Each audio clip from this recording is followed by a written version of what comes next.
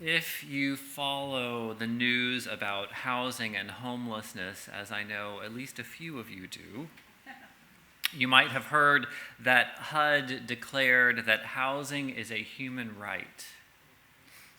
On March 22nd, the Secretary of Housing and Urban Development, Marcia Fudge, said, quote, "If we are to fully achieve justice in housing, we must fully accept what that means.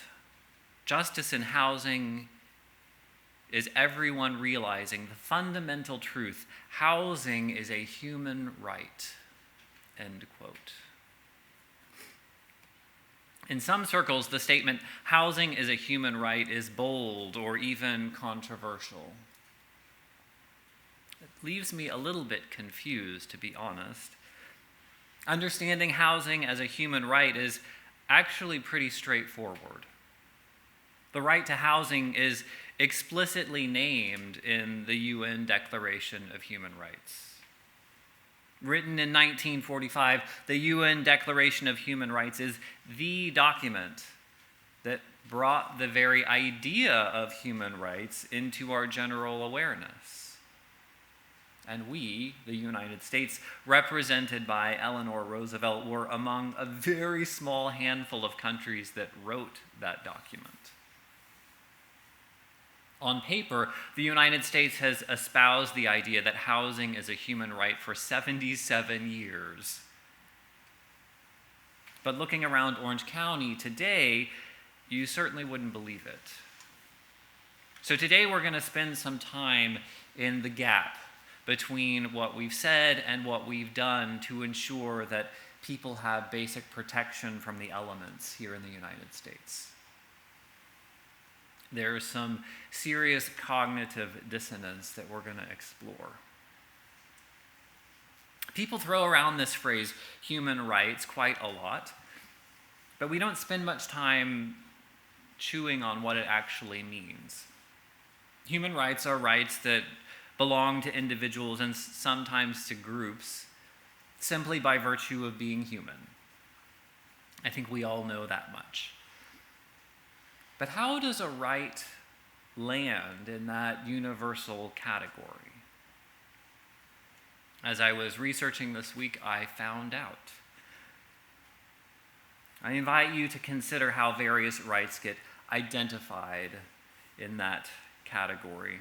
There are two different logical pathways for rights to get recognized that way. One is as a consequence of human vulnerabilities. The other is because the maintenance of those rights is necessary for the creation and maintenance of a just society. I want you to keep those two in mind as we talk about housing and homelessness. A right gets recognized as universal based on human vulnerability or because protecting that right is necessary for a just society. So let's talk about vulnerability a little bit. We're aware that famine in the Horn of Africa is a big, big problem. And we generally agree that large-scale efforts should be made to protect people from starvation caused by drought or war. Their vulnerability motivates a right for food. In different ways, in different areas around the world, women, ethnic minorities, political and religious minorities, and in particularly tragic cases, children are exploited, oppressed, abused, trafficked. And it's the vulnerability of those situations that necessitates our recognition of their human rights. Because of their vulnerability, we are compelled to recognize their basic right to freedoms, to flee that situation, or freedom to practice their religion, or freedom from slavery, and freedom to work with fair compensation. The vulnerability of an individual or group leads to recognizing and standing up for some basic rights. Now, the second pathway to recognizing a right that is universal is that it becomes necessary for building a just society.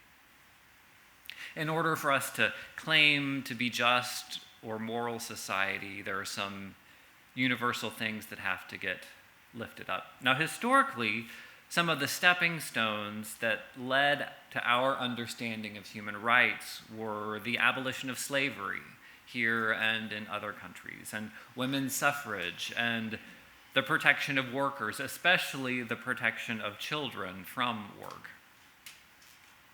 With those examples, it's easy to see that some oppressions and abuses can't be allowed to stand if we want to call ourselves a just or even a marginally good society. Those abuses that once were taken for granted in the United States seem pretty abhorrent today. Yet, yes, in some ways people objected, but a lot of people back then said, it's just the way things are done, or it would cost too much to fix this problem. I fully expect that within my lifetime, we will come to understand other common practices, things that we take for granted now, as morally reprehensible. So before I pass it on to Casey, I want to share with you the specific language of the U.S. drafted 77 years ago. Article 25 of the Universal Declaration of Human Rights says, everyone has the right to a standard of living adequate for the health and well-being of themselves and their family, including food, clothing, housing, and medical care, and necessary social services, and the right to security in the event of unemployment, sickness, disability, widowhood, old age, or other lack of livelihood in circumstances beyond their control.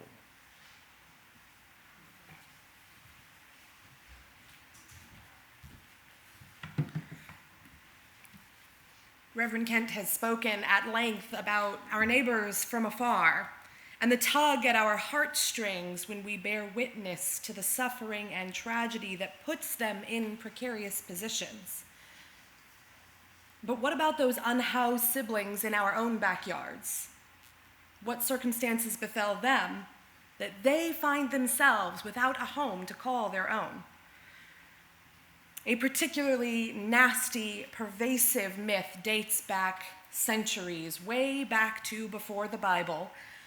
But Proverbs 10:4 tells us, lazy hands make for poverty, but diligent hands bring wealth.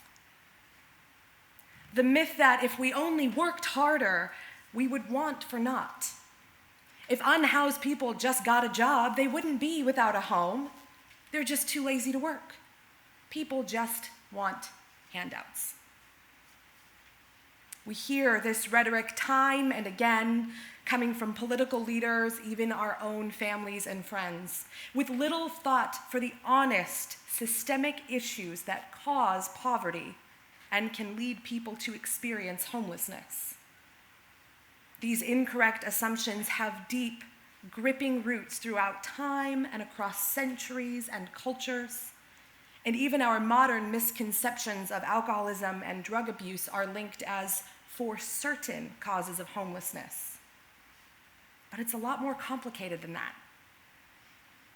The figures are staggering. Where once men were most likely to be considered homeless, the new face of America is more complex than that.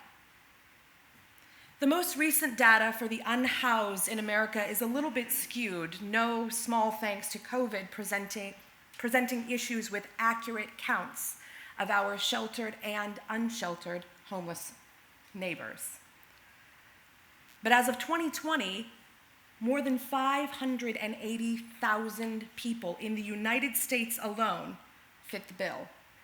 And it is highly likely to have increased as inflation has taken the world by storm.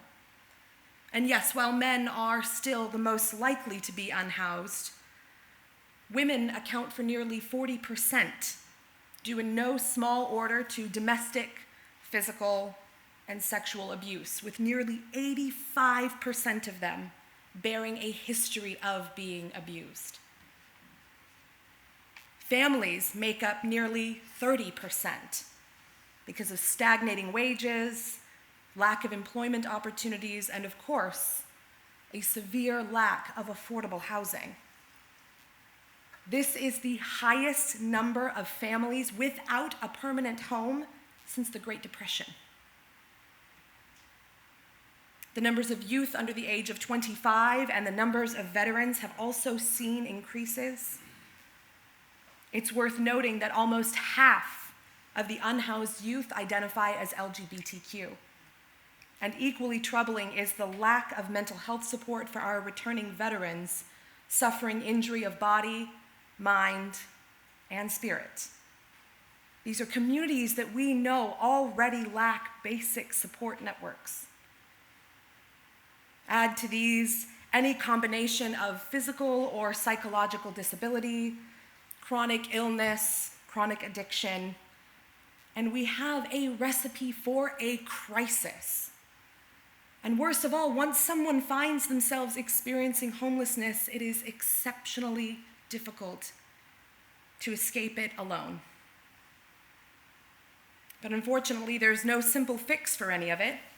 It's not as easy as have a shower and go find a job. The roots of homelessness are profoundly systemic, intersectional across race, class, gender, and age, and not solved in one day. Our governments, both local and national, spend millions of dollars to not make it any easier on people experiencing homelessness. And yet the majority of Americans are but 1 or 2 bad months away from adding to these numbers. 1 in 6 people will find themselves at or below the poverty line in their lifetime. Yes, these numbers are difficult, but it also pales in comparison to real life experiences. The ones that we so often turn away from on the street, in the park, standing at a freeway off-ramp, pretending we don't see them, whether from our own fears that maybe it can happen to us, or our ingrained distrust because of the misconceptions of poverty and homelessness, or any number of things in between. It's messy, it's painful, it's frightening, and yes, the truth is uncomfortable, but nowhere near as uncomfortable for us in this room as for the person standing in front of us, pleading for a bit of change, a bite to eat, a scrap of their inherent dignity that poverty has stripped away, even just a crumb of our human kindness. So when we bear witness, may we also seek to change the systems that permeate our society that created this human rights crisis.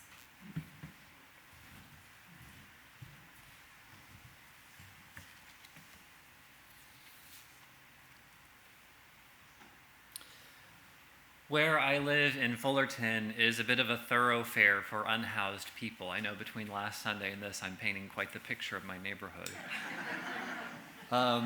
Around 7 p.m. most days, there's a migration on foot, on bicycle, with shopping carts and wheelchairs past my home toward downtown, where I think an array of services are being provided.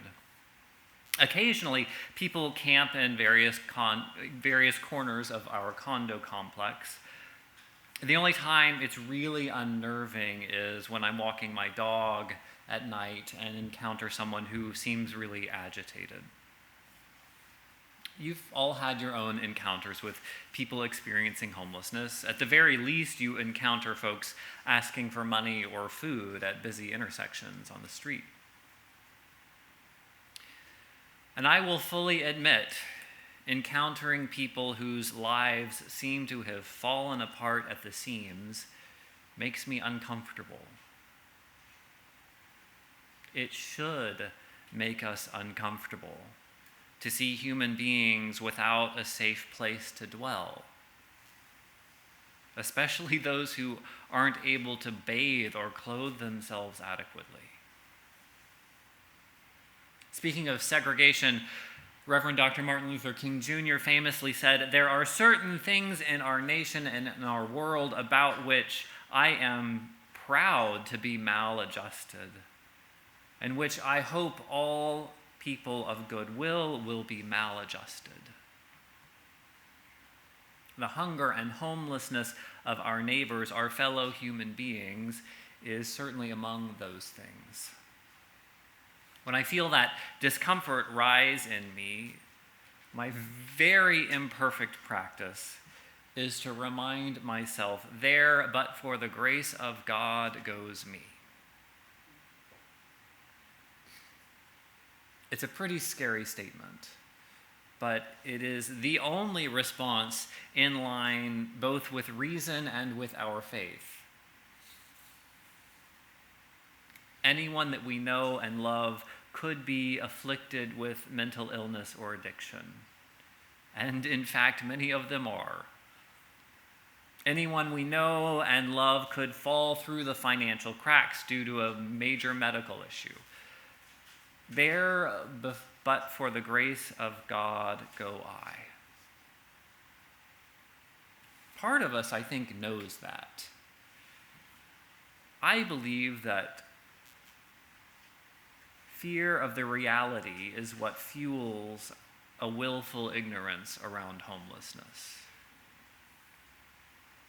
As Casey explained, the causes are economic, health, emotional, and family circumstances.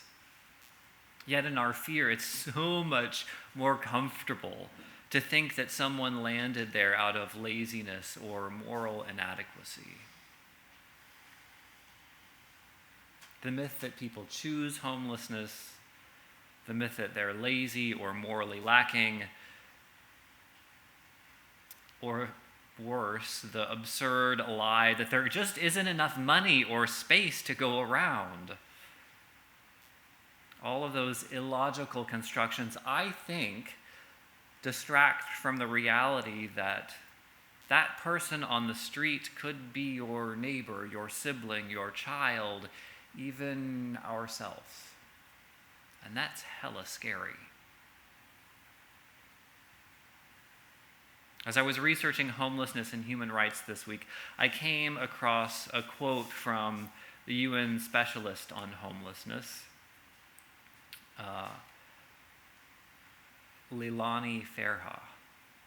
She says, "What I'm trying to get people to understand is that when they see a homeless person on the street or in a shelter or even in a formal settlement, what they're seeing actually is the failure to implement the right to adequate housing by all levels of government.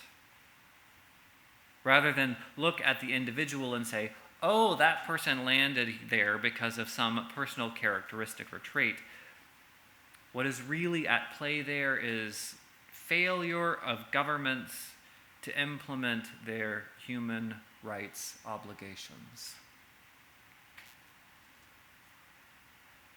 We're more comfortable recognizing the basic rights of people halfway around the globe. But what about those rights here in Orange County?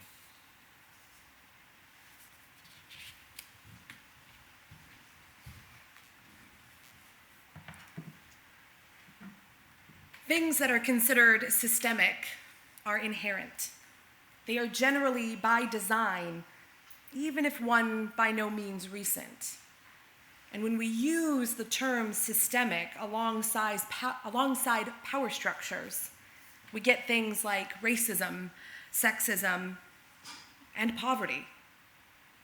And that means the entire framework of these structures can be deliberate and function pretty much exactly as they're meant to. They build the foundation of the way societies function, and the solutions to creating a more just society take more than just a simple good faith effort. But it's overwhelming to reckon with a tragedy that can be so very close to home.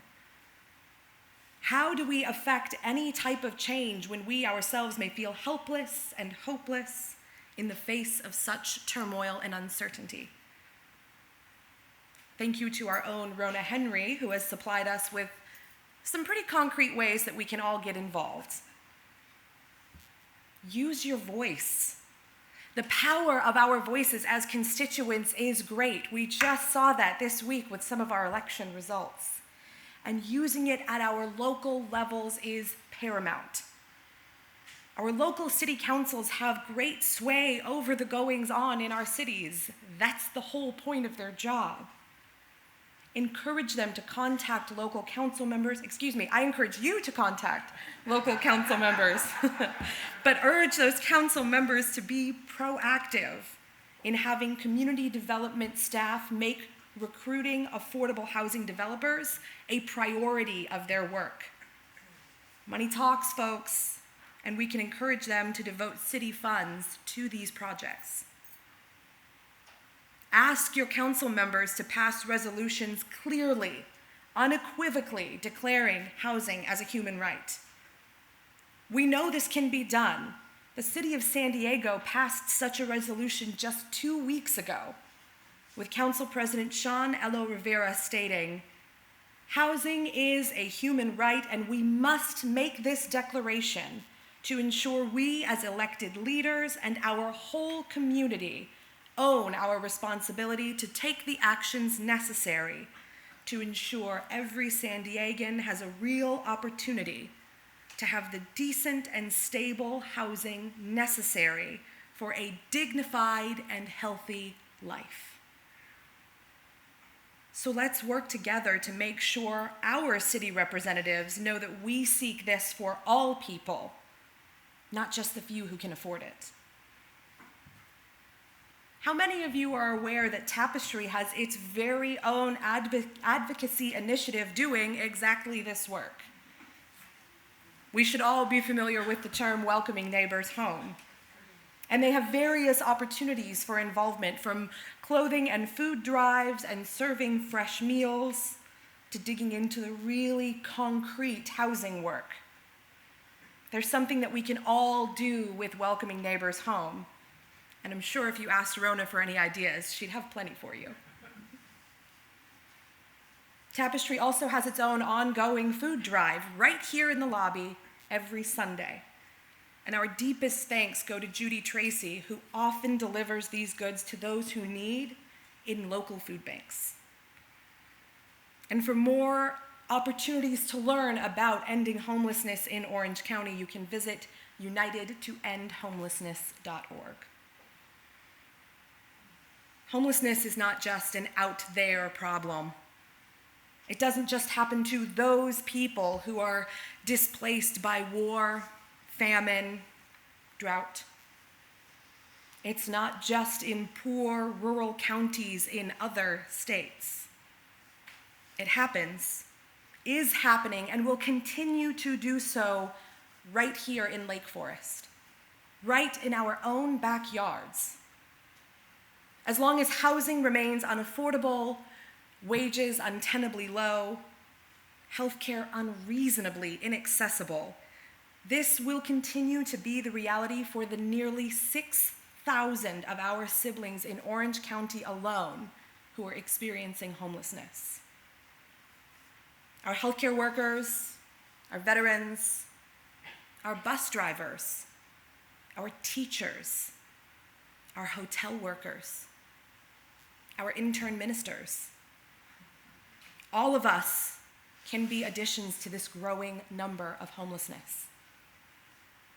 So what will we do as a liberation-seeking liberal faith community? What will we do to help end it? Amen.